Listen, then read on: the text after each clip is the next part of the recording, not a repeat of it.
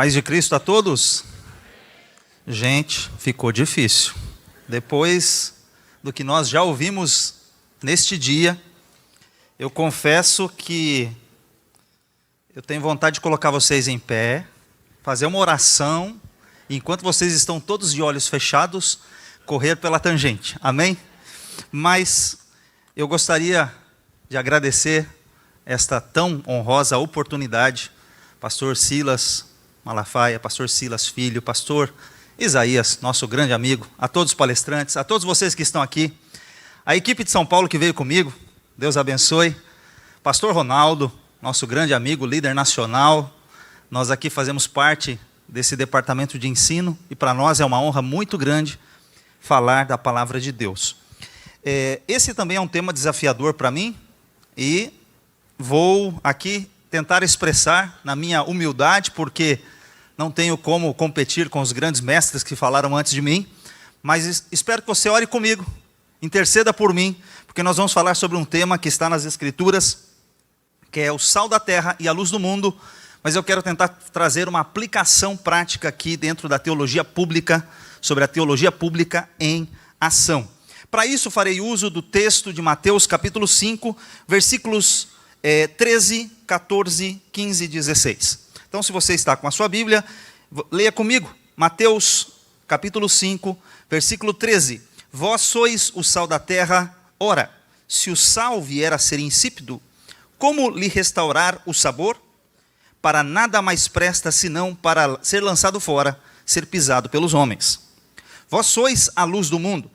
Não se pode esconder a cidade edificada sobre um monte. Nem se acende uma candeia para colocá-la debaixo do alqueire, mas no velador, e ela ilumina todos que se encontram na casa. Assim brilhe também a vossa luz diante dos homens, para que vejam as vossas boas obras e glorifiquem a vosso Pai que está nos céus. Graças a Deus. Bem, eu gostaria de começar fazendo uma pergunta para você. Bem, quando a gente fala sobre o Sermão do Monte, esse texto que nós estamos aqui falando, lendo, é um texto que Jesus, é um dos mais longos sermões de Jesus, dos ensinamentos de Jesus. Em Mateus, o texto foi dividido. Mateus ele tentou fazer um paralelo com o que Moisés escreveu, com 5 grandes discursos. Moisés escreveu 5 livros, e aqui nós temos o Sermão do Monte, onde faz parte de 5 grandes sermões que Mateus organizou no seu evangelho. Aqui neste ensinamento nós temos a ética do reino, nós temos aqui a vida cristã como ela deveria ser. Então Jesus começa, e aqui eu quero olhar, quando a gente olha para esse texto, para alguns pode parecer que é uma utopia. Será que é possível fazer o que Jesus disse aqui nesse texto? Será que é possível viver aquilo que está declarado nas Escrituras? Bom, agora, olhando para esse texto, o que a sua igreja faz diferente aqui no seu bairro? Vamos falar de teologia pública. Qual é a diferença que a igreja tem causado no seu bairro, na sua igreja, na cidade de onde você vem? Eu estava ouvindo a reunião do pastor, e ele contou 2 testemunhos super importantes sobre exemplos da nossa igreja, da DEVEC, talvez você não saiba. Mas deixa eu aqui colocar, talvez vocês não ouviram ainda sobre esse tema. Bom, a igreja em Mafra, tem lá um rio, a divisão entre o Paraná e Santa Catarina. E ele contou sobre um exemplo muito interessante que me chamou a atenção. A igreja naquele lugar, há um alto índice de suicídios. As pessoas vão às pontes e se suicidam. A igreja naquele local, com seu pastor, com a igreja DEVEC, fazendo influência positiva naquela sociedade, eles foram às pontes, o pastor organizou pessoas com oração naqueles lugares, e ali naquele lugar a igreja começou a interceder. E a dar palavras às pessoas que iam ali. O resultado foi super positivo, porque o índice de suicídios da cidade diminuiu depois que a igreja de Jesus começou a orar. Estamos no ano da oração, e a igreja, com a sua influência, foi lá e fez algo, e aquilo modificou a situação daquele lugar. Então, outra igreja, também no Nordeste, o pastor começou a visitar os estabelecimentos, e entregando ali um panfleto, um QR Code, e fazendo orações nos estabelecimentos. Com esta prática de ir aos estabelecimentos, não somente dos nossos irmãos, nós tivemos a prática de visitar os nossos irmãos, orar por eles, abençoar os negócios dos nossos irmãos. Mas esse pastor começou a ir nos negócios de outras pessoas que não conheciam o Evangelho, não conheciam Jesus Cristo. e perguntando o que você precisa.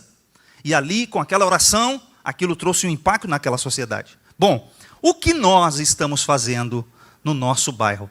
Porque o Senhor Jesus nos plantou em algum lugar. Você foi colocado lá, você está lá, naquela empresa, naquela situação, na faculdade, onde você está, você foi colocado por Deus.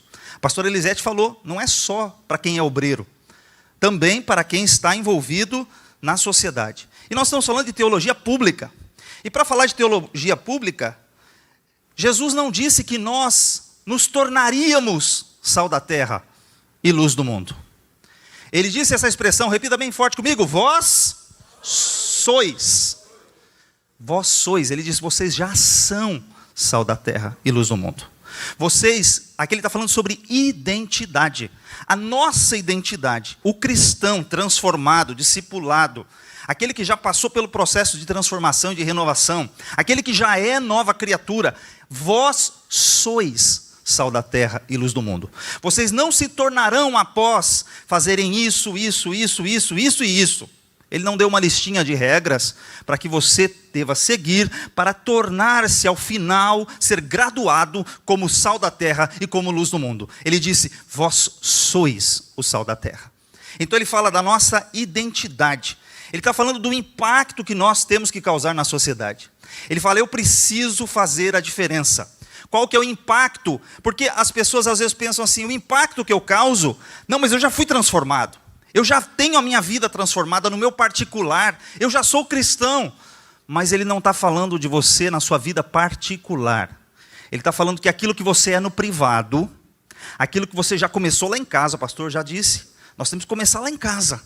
Isso tem que refletir aqui no culto e vai refletir também na sociedade.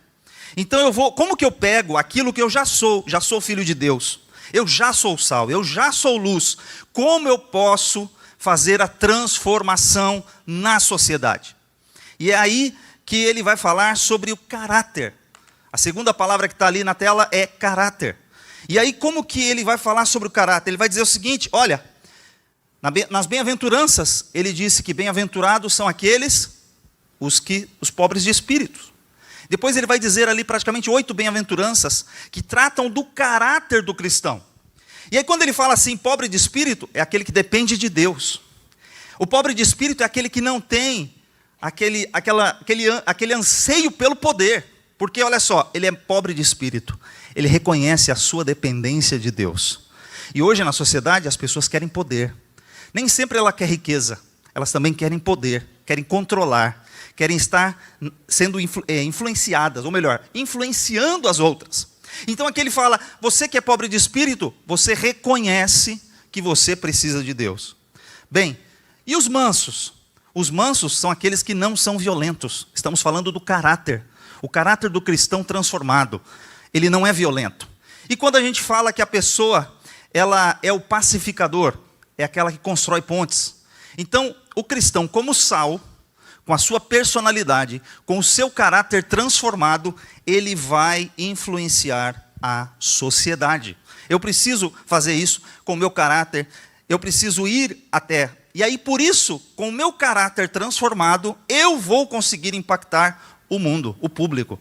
Então é depois que você é transformado por Cristo, você tem uma identidade nova, agora você vai para o mundo público. Bem, e aí a gente vai falar um pouquinho sobre o sal, como ele era, na sua característica, no passado e também nas suas propriedades.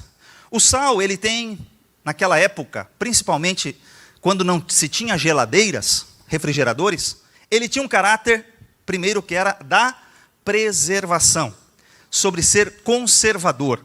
Então os alimentos precisavam ser conservados. Quando não se tinha geladeira, se usava o sal. Esse era o propósito dele na antiguidade. Então, quando ele falava sobre preservar, ele estava falando sobre preservar o alimento.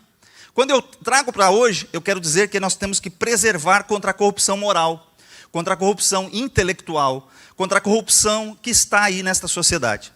Então, quando eu falo que ele também realça o sabor, eu estou dizendo que o sal, ele tem outra característica importante, ele salga, ele também vai entrar em ação. Então, quando ele está salgando, ele está trazendo riqueza, profundidade, trazendo a cosmovisão cristã para o debate. Nós temos que estar influenciando. Quando ele fala que o sal, ele também, como característica, provoca sede, porque o cristão salgado, não em exagero, ele vai fazer com que as pessoas sintam e tenham vontade de buscar a presença de Deus. Você vai provocar sede. Eu quero conhecer um pouco mais sobre o seu Deus. Eu quero conhecer mais sobre a tua fé. Eu quero conhecer mais como é que você chegou a essa posição. Como você faz a sua vida. Como você gerencia a sua vida. Então ele fala, vai provocar sede. Ele também fala que vai preservar. Ou seja, as propriedades. Porque ele diz assim, se o sal for insípido, não presta para nada. Se o sal perder a sua propriedade de salgar, não presta para nada. Então Jesus disse, nós somos sal. Mas a gente tem que ser sal que continua preservando as suas propriedades. Porque se um dia você perder a sua capacidade de preservar, você não serve para nada. Então a gente tem que manter a nossa influência. A gente tem que manter a nossa vida perante Deus, causando um certo impacto e propósito na sociedade. Bom, e o sal só pode agir se ele estiver em contato. Bem, aí deixa eu mostrar uma coisa para vocês. Quando você olha para esse pratinho, pratinho, oh glória, aleluia, meu Jesus amado. Você olha para esse pratinho, quando você olha para esse pratinho, você fala assim, tá bom, que legal, uau. Né, aquele sabadão, feijoada, aleluia. Aí eu pergunto para você, você está vendo o sal aí? Cadê o sal? Onde ele está?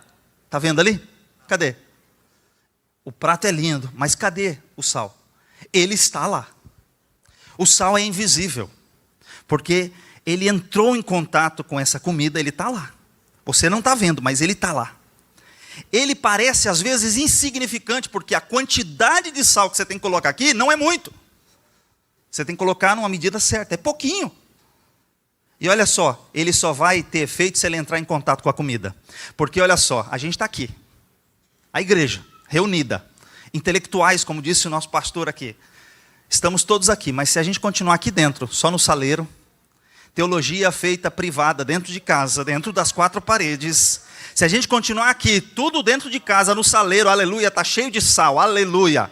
Mas se a gente não fizer diferença lá fora, não vai acontecer nada. Então o crente não foi feito para ficar aqui, dentro do saleiro. A igreja é um grande arsenal. Aqui ó, a gente está tudo bem, abençoado. Mas aqui dentro, só aqui não faz diferença. E outra, você é insignificante, parece que você é insignificante. Eu vou dizer para você, você não é insignificante. Porque quando você está lá, naquele lugar, você está fazendo a diferença. Aleluia. Talvez você não perceba, mas você faz a diferença. Eu vou dar um exemplo para vocês. Quando eu estava fazendo a parte técnica, o ensino médio técnico, era em processamento de dados. Não se fala mais esses termos hoje, né? As terminologias mudaram. E eu cheguei uma certa vez na sala de aula, primeiro dia de aula, eu entrei, e a galera do ensino médio entra arrebentando. Abriu a sala, entraram, todo mundo puxando cadeira, arrastando, puxando, sentando, uma bagunça, traduzindo. Eu entrei, com licença, com licença, com licença, e fui sentei.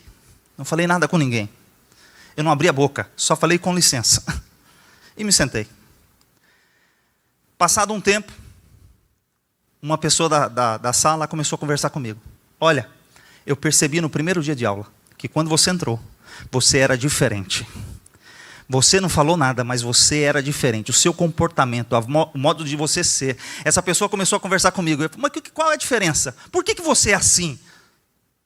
Aí eu comecei a explicar sobre Jesus. Aí ela falou assim, agora eu estou entendendo. Porque Jesus na nossa vida faz a diferença. Essa pessoa aceitou a Cristo, hoje serve ao Senhor, para a glória de Deus, porque a nossa vida, às vezes você é invisível, parece que você é invisível, você está lá. Mas você está causando um impacto na sociedade. Onde você está, você precisa fazer isso. Mas o que isso tudo tem a ver com o nosso tema, que é a teologia pública? Por que eu estou falando isso? O que isso tem a ver? Como que a gente vai fazer essa diferença lá fora?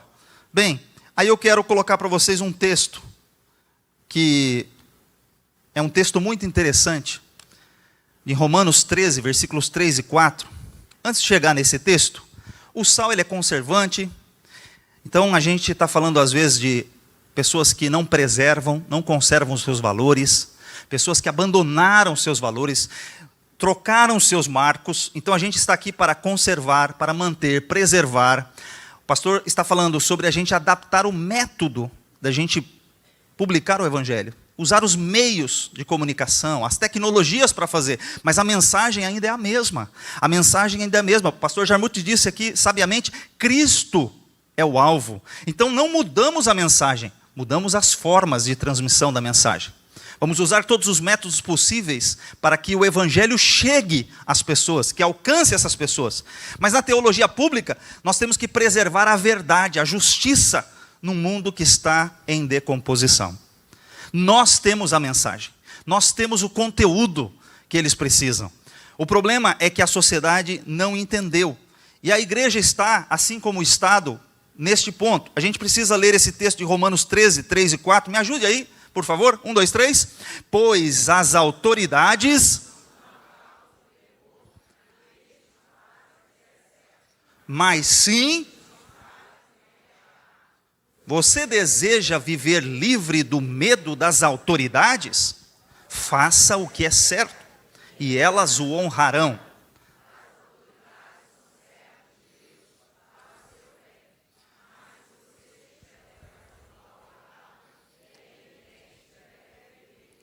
Pois elas têm o poder.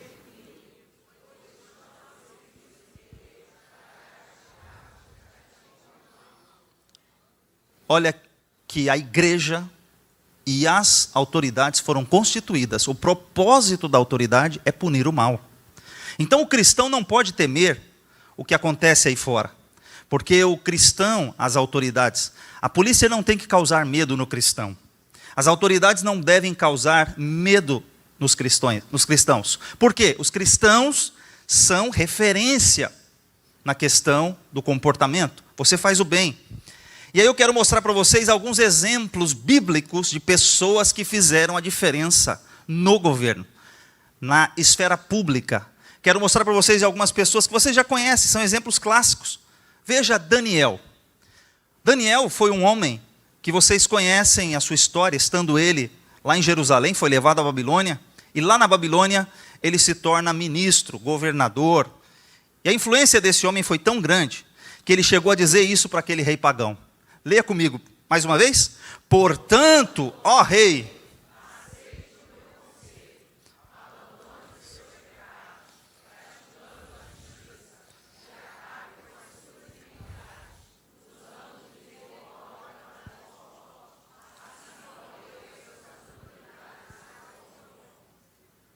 Olha que interessante. Já imaginou um ministro virando para o rei, imperador do mundo da época, dizendo assim: portanto, ó rei, aceite o meu conselho, abandone os seus pecados. Irmão, virar para a autoridade e dizer assim: abandone os seus pecados, pratique a justiça. Olha só, ele está influenciando a esfera pública. Abandone o seu comportamento moral irregular, pratique a justiça, acabe com as suas iniquidades, para de pecar, muda de vida, use de misericórdia para com os pobres, justiça social. Ele está falando aqui sobre interferir na esfera pública. Ele não está só falando da questão no aspecto espiritual. Ele está influenciando com a sua vida, com o seu comportamento. Daniel não foi uma pessoa passiva no governo. Há muitos crentes, agentes 007, entra lá, ninguém conhece. Ele está lá na esfera de poder, ele está envolvido, mas ninguém sabe quem ele é. Ele não faz diferença alguma no lugar, porque ele não interfere, ele não influencia, ele não participa da vida pública de fato. Ele fica lá escondido. Então, de novo, o sal dentro do saleiro não faz diferença, ele tem que entrar em contato. Então o crente tem voz. Muitos crentes querem participar da vida pública de forma apenas de longe, apenas, não, só estou aqui para ouvir, eu não interfiro em nada. Mas o que Daniel fez? Ele foi lá e disse, ele colocou a sua vida à disposição. Deixa eu colocar mais alguns exemplos bíblicos para vocês. Olha essa tabela. Você tem aí José. Então, alguns impérios, Babilônia e Egito. José no Egito. Ele, com a sua vida, com a sua prosperidade, com a sua fé em Deus, ele influenciou o Egito. Você tem Moisés falando diretamente a Faraó, dizendo para Faraó algumas questões que ele deveria libertar o seu povo. Ele também interferiu, Daniel interferiu, influência política. Ou seja, quando você olha para Daniel, José e Moisés, eles influenciaram na parte executiva e política diretamente. Eles influenciaram o governo. Eles estavam lá ativos. Eles não eram pessoas passivas. Eles estavam todo momento influenciando, exercendo influência naquele lugar. No Império Persa, nós temos a rainha Ester. Quando ela tentou se esquivar da sua responsabilidade, Mardoqueu disse: olha, presta atenção. Se você não fizer nada, se você se omitir da sua responsabilidade, saiba que socorro de outra parte virá.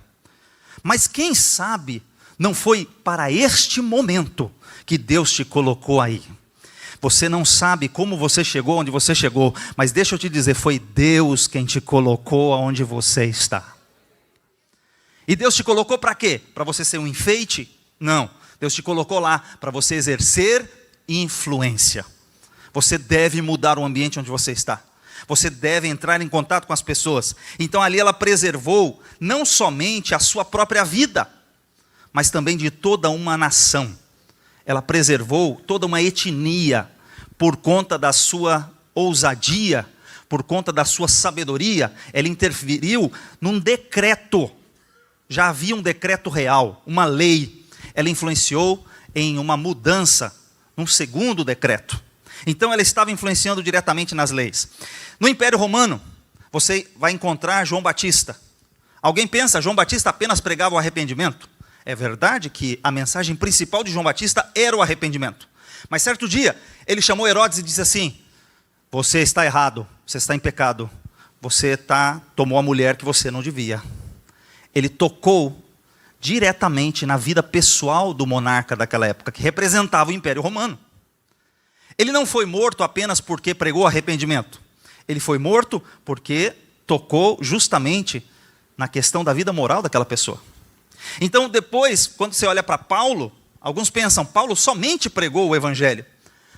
Quando ele estava preso em Cesareia, sendo ouvido pelos governadores da época, certo governador, quando esteve ouvindo Paulo, foi interessante, porque Paulo pregou, falou da sua lei, do seu pensamento, da sua teologia, mas em um determinado momento ele disse assim, que é para aquele rei, aquele governador, a tal ponto, que ele falou assim, ele ficou com medo do juízo vindouro. Por que ele ficou com medo? Porque temos que tratar com alguém. Nós vamos dar conta das nossas vidas, nós vamos prestar contas ao Senhor. E aquele governador falou, eu te ouço em uma outra oportunidade, porque agora realmente... Mas aquilo causou temor naquele homem. A mensagem do evangelho trouxe consciência na vida daquele governador, ao ponto dele falar assim, bom, depois a gente vai ouvir um pouco mais sobre isso, porque sobre o juízo, algo que impactou a vida dele. Paulo não se esquivou de dizer a verdade. Então, ele estava influenciando. Então, quando você fala a verdade para o poder, para a autoridade, para as pessoas que estão ao seu redor, você está também sendo sal. O que o pastor Jarmuth também falou sabiamente aqui, sobre a questão que hoje as pessoas tentam se esquivar de falar a verdade, ou dizer assim, a relatividade, né? A verdade é relativa, a sua verdade, a minha verdade. A verdade do evangelho, a palavra de Deus é a verdade absoluta, ela é a nossa bússola. Então, quando você diz a verdade, você confronta as pessoas. Esse conceito de ficar mudando as situações, para que as coisas não tenham impacto na vida das pessoas, você não pode mais, a intolerância, a nova tolerância. Veja, você não pode mais dizer, você não pode confrontar essas questões do ecumenismo. Eu não posso mais confrontar, não posso dizer que a pessoa está errada. Nós podemos sim, de acordo com as escrituras, nós temos que pregar a verdade. E qual é a verdade? Jesus Cristo é a verdade, a palavra de Deus é a verdade. Qual é a nossa fonte, a nossa referência? As escrituras são a verdade. Então nós não podemos nos omitir disso. Bem, então eu estou querendo dizer para você que como sal você deve entrar em contato. você não pode ficar apenas no saleiro. Ok. E como luz? Como funciona a questão da luz? Bem, aí eu começo que uma das questões importantes sobre luz é que a luz, ela é também representada pela palavra verdade. Então, quando eu falo que a luz é a verdade, eu quero dizer que a luz expõe o erro, que a luz, ela orienta, que a luz, ela conduz. Então, o cristianismo silencioso debaixo do alqueire não cumpre o seu propósito. Quando você estuda sobre o que é um alqueire é uma unidade de medida. Mas também, em algumas versões, como na que nós lemos agora em Mateus, ela também pode representar um cesto. O que ele está dizendo? Você não pega uma lâmpada, uma luz, e coloca ela debaixo de um cesto. Você não oculta a luz. Então me ajuda aqui. Vamos fazer um efeito especial aqui. Tira o cesto. E você tem que expor a luz. Tire o cesto. E aí deixa eu mostrar para vocês alguns exemplos na sociedade que o cristianismo, com a sua luz, que impactos nós trouxemos para a sociedade. Eu disse alguns exemplos bíblicos, mas olha para esse timeline aqui agora. Primeiro, quando a gente fala sobre tirar o alqueire, como essa questão da luz brilhar, o infanticídio e o abandono de crianças no Império Romano, no ano 374, foi influência de quem? Dos cristãos. A igreja de Jesus influenciou o maior império da época, ao ponto de ser proibido a matança de crianças.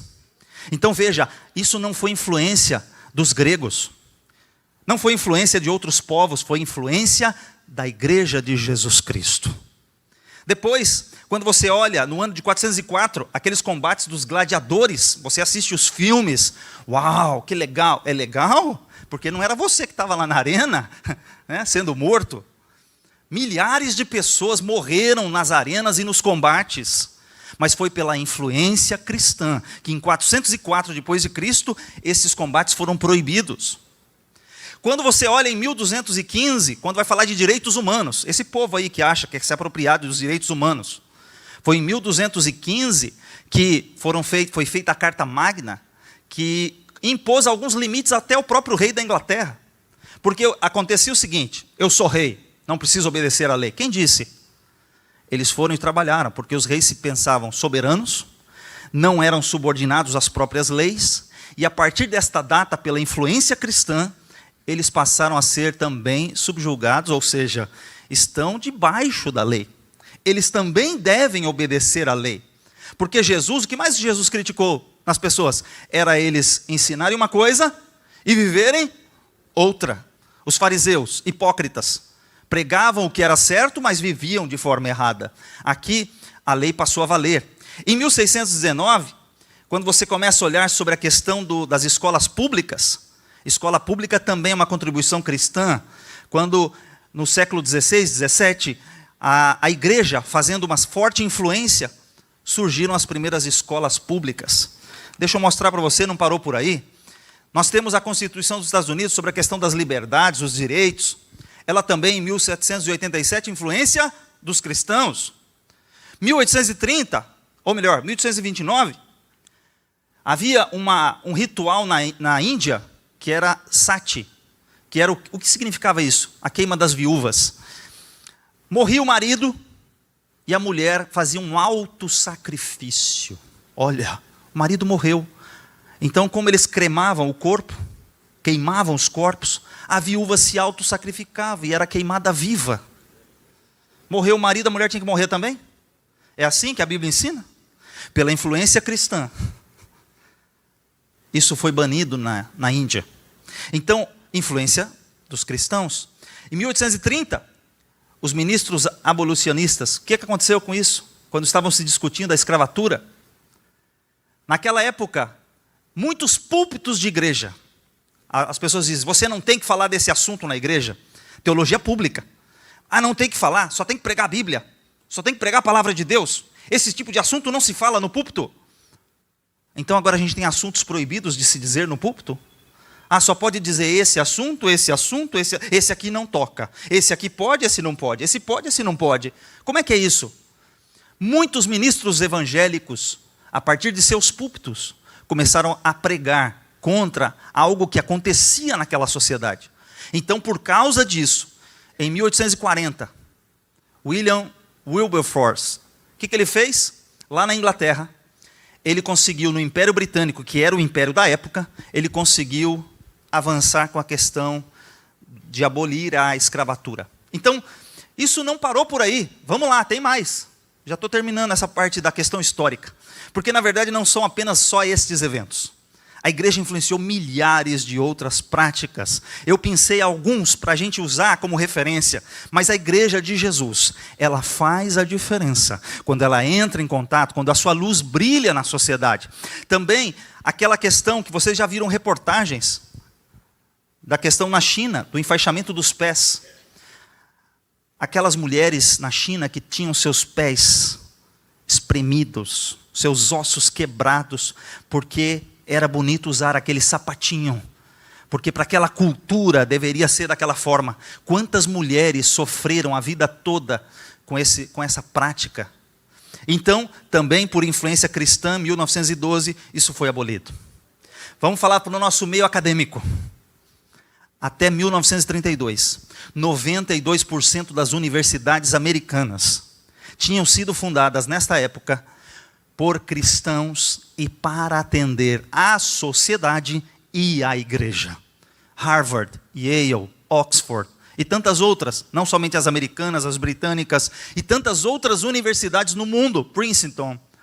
Tantas universidades foram criadas e fundadas com o propósito de servir ao reino e à sociedade. Não se restringia apenas para estudar aqui, só pode ser cristão protestante. O ensino era aberto. Mas, infelizmente, o que aconteceu com as nossas universidades? Aí fica um alerta. Fomos nós, cristãos, quem criamos as universidades. Fomos nós que democratizamos o ensino, o conhecimento. E o que aconteceu? Elas foram tomadas por pessoas com outras ideologias. Nós deixamos elas serem tomadas por outras pessoas que professavam outros valores, outros princípios que substituíram o princípio original. Elas foram criadas para a glória de Deus. Os slogans de cada universidade, as bandeiras, vocês vão observar que ela tem lá um lema. E o lema normalmente é veritas, verdade, para a glória de Deus. E onde estão, muitas delas são Bíblias abertas com termos em hebraico, com termos sobre o ensino das Escrituras, a teologia que é a mãe das outras ciências, partindo de Deus para as outras ciências, porque qual que é o problema? Agora a teologia se restringe a um ambiente, a um universo limitado, apenas religioso. Nós temos que aqui, uma reflexão importante para nós da Faculdade Vitória em Cristo. Você, aluno, nós não podemos nos restringir e aceitar que nós não podemos participar dos debates da sociedade. Eles querem manter a igreja somente no saleiro. O sal somente dentro do saleiro. Mas é hora da gente sair e influenciar esse mundo. Nós devemos participar sim dos debates públicos. Nós devemos sim levantar a nossa voz dentro da universidade, sim. Nós não devemos nos calar, porque é isso que eles querem, que você fique quieto. Só fale de Jesus na sua igreja. Aqui nesse espaço não. Não toque nisso aqui. Espera, somos cidadãos. Temos que fazer brilhar. E aí, quando a gente chega em 1964, Martin Luther King, quem era ele? Um grande político, influenciador digital. Quem era ele? Um pastor batista. Entrou numa briga, numa luta, dentro de uma nação que tinha diversas questões sociais que precisavam ser tratadas. E esse homem, sendo um pastor batista, não se restringiu aos púlpitos, mas foi às ruas e fez a diferença naquela nação. Recebeu o Prêmio Nobel da Paz. Em 1964, esse homem foi reconhecido pelo seu trabalho, não apenas dentro das igrejas, porque ele pregava o evangelho, sim, mas você não deve estar restrito ao seu ambiente, você também deve influenciar a sociedade. Então, o texto diz que as nossas boas obras, o que elas têm que fazer? Elas têm que transformar essas leis injustas em leis que glorificam a Deus. As nossas boas obras precisam aparecer lá fora. E aí, a gente vai avançando. Já ouvimos hoje sobre a dicotomia. O pastor Elisete mencionou a dicotomia, o pastor Jarmuth mencionou a dicotomia. As pessoas criam essas dicotomias para falar assim, olha, existe aí uma falsa dicotomia. Você fala sobre o sagrado e o secular. Então, sagrado só se limita ao ambiente da igreja. Secular é o mundo lá fora. E a gente, com essas dicotomias, a gente vai perdendo os nossos espaços. Esse é o problema, quando a gente aceita as dicotomias. Quando a gente aceita essa visão míope, essa visão limitada, de que a igreja deve se restringir aqui. Por isso o debate de hoje é super importante. A gente falar de teologia pública. Nossa teologia não se restringe ao ambiente acadêmico da Faculdade Vitória em Cristo, não somente às igrejas da DEVEC. Nossa discussão ela vai lá fora, muito mais ampla. Então a gente vai mostrar as nossas boas obras. Porque alguém pensa assim, beleza, aceitar a influência cristã nos hospitais. Legal, vamos para a África, criar hospitais, criar escolas, criar obras sociais. Tudo bem, a igreja pode fazer isso. A igreja deve fazer isso. A gente acha que isso é espiritual, isso é bom, isso é legal. E é mesmo, faz parte.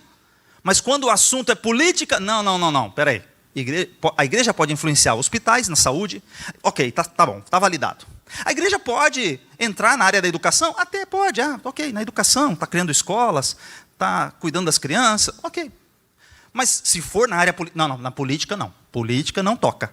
Então eu posso ser sal e luz, e nesse ambiente eu posso, nesse não posso, nesse eu posso, nesse eu não posso, nesse eu posso, nesse eu não posso. Como é que é? Nas redes sociais, não, nas redes sociais não, na TV não. Não toca aqui. Como assim? A igreja de Jesus. Se Jesus estivesse hoje aqui, o que será que Jesus usaria? Usaria todos os meios possíveis para comunicar o evangelho. Jesus, se ele estivesse aqui hoje no nosso lugar, ele usaria tudo, porque o objetivo era evangelizar, era alcançar, era salvar vidas. Então, você e eu estamos aqui. O que a gente tem que fazer? Investir na tecnologia que o pastor José Rafael apresentou. Vamos para cima, vamos usar as metodologias, vamos avançar. É isso que nós, como igreja, precisamos fazer. Nós precisamos avançar. Então, essa falsa dicotomia, que eu só posso evangelizar, mas não posso participar da política, não é verdade. A resposta bíblica é, lá em Efésios 2:10, a pastora Elisete também citou. Nós somos criados em Cristo Jesus para as boas obras. Nós somos salvos pela graça. Mas as boas obras são a marca do cristão verdadeiro. Então, como que eu faço boa obra? Boa obra é só dar esmola. Boa obra é só ajudar o indivíduo. Dá aqui uma questão social, assistencial. Apenas o assistencial, se eu consigo influenciar numa gama muito maior, isso trazer efeitos muito mais produtivos para a sociedade toda? Eles querem que a gente se limite somente à comunidade A, B ou C. Fica limitado ali. Mas se tem que alcançar toda uma esfera pública, não, se isola. Aqui você não pode. É isso que eles querem dizer para nós. Que nós não podemos chegar lá. Que nós não podemos influenciar esses lugares. Deixa eu te mostrar uma coisa. Reflita comigo. Você acha que tipos de governo influenciam na evangelização? Sim ou não? Influenciam? Que bom. Porque deixa eu te apresentar isso aqui. Olha aí. Coreia do Norte. Como é que é o governo lá? Totalitário. Comunista. As pessoas são perseguidas, não podem pregar o evangelho. A situação é super complicada, limitada, redes sociais, tudo monitorado. Coreia do Norte. Ok. E Coreia do Sul, como é que é? Governo livre, democrático, lá cheio de igrejas, se prega o evangelho, enviam missionários por todo o mundo. E eu vou te dizer uma coisa, qual a diferença dessas duas Coreias? Primeiro, é um povo só. Etnicamente falando, Coreia é um povo só, fala uma única língua. Qual é a diferença entre Coreia do Norte e Coreia do Sul? É o seu tipo de governo. Com essa divisão que foi feita nas Coreias, você tem um governo totalitário no norte, um governo no sul. Então quer dizer que o tipo de governo influencia na minha evangelização, na propagação do evangelho, em como que a gente atua? Sim, influencia. Então eu te pergunto, em qual país você gostaria de viver? Na Coreia do Sul ou na Coreia do Norte? Onde se você pregar lá em cima, você vai ser morto, você vai ser preso, você vai ser privado da sua liberdade. A questão é que Paulo disse assim, orem pelas vossas autoridades. Então, faça, como no nosso caso democrático, o bom uso da sua liberdade. Porque quando nós migramos de um governo bom para um governo ruim, essa consequência afeta a todos, não somente a pessoa que fez aquela votação. Não, está afetando toda a nossa nação. Todos nós estamos sendo impactados com isso. Então pense na hora de você olhar, não, a Coreia do Norte, todos privados, a questão toda limitada, então faz diferença, sim, se o Brasil for um país democrático ou se o Brasil for um país totalitário. Se a gente tem ou não liberdade. Nicarágua, olha lá, expulsando cristãos do país. Trocou o governo, perseguição religiosa. Então oremos. E no nosso caso, que temos o poder de escolha, faça boas escolhas. Influencie positivamente. Porque o cristão, ele não é um cristão totalitário. Alguns poderiam dizer assim, não, mas como cristão, eu poderia dizer, vamos impor o cristianismo a todos, como fazem os muçulmanos. Vamos criar uma lei para obrigar a todos a serem cristãos. Não, não, não. Nenhum cristão exige isso. O cristão, ele crê que há livre-arbítrio. O cristão crê que as pessoas têm direito de escolha. Eu não tenho que impor a minha fé a eles. A fé vem pelo ouvir a palavra de Deus. Aquele que ouve e crê e entrega a sua vida a Cristo e toma a sua decisão, esse vai escolher a Jesus. Eu não tenho que obrigar a minha fé pela força. Não é por força nem por violência, mas pelo meu espírito, diz o Senhor. Então o texto está aqui claro. Então, quando Paulo escreve a Timóteo, capítulo 2, versículo 2, ele diz assim, em primeiro lugar, recomendo que sejam feitas petições, orações, intercessões e ações de graças em favor de todos. Versículo 2, em favor dos reis e de todos que exercem autoridade, para que tenhamos uma vida pacífica e tranquila, caracterizada por devoção e dignidade. Nossa responsabilidade é influenciar. Nossa responsabilidade é fazer a diferença. Então, como que a gente pode, caminhando aqui para uma conclusão, como que a gente pode influenciar? Tem alguns níveis. Olha só. A gente pode influenciar, a nossa resposta bíblica é através do testemunho. A sua vida pode influenciar. Então, o seu testemunho, sua forma de ser, sua forma de agir, você pode influenciar a sociedade pelo que você é. Ok, a sua vida particular, publicada, quando você se expõe, quando você entra em contato na sociedade, pelo seu testemunho, você pode influenciar. Muito bem. Mas você também tem que influenciar pelo diálogo. Mas como que o cristão vai influenciar pelo diálogo se ele não participa do diálogo? Se ele se exclui da esfera pública. Então o cristão não pode se excluir da esfera pública. Pelo contrário, o cristão tem que entrar lá e ter a voz para discutir naquele espaço. Então aquela ideia de que o cristão tem que se isolar dentro da igreja, isso é maligna, porque se não tiver um cristão lá dentro, se não tiver sal lá dentro, vai apodrecer. Se não tiver sal naquele lugar, vai estragar de vez. Se você acha que a coisa está ruim, tira o cristão de lá para você ver. Tira o sal de lá para você ver, vai ficar muito pior. Então, irmão, não se isole. Você foi colocado aí por um propósito divino. E o cristão tem que entender que sim, a gente tem que estar inserido na sociedade. Tem que ter diálogo. Não é briga, mas sim o diálogo. Agora, além de tudo, tem que ter coragem.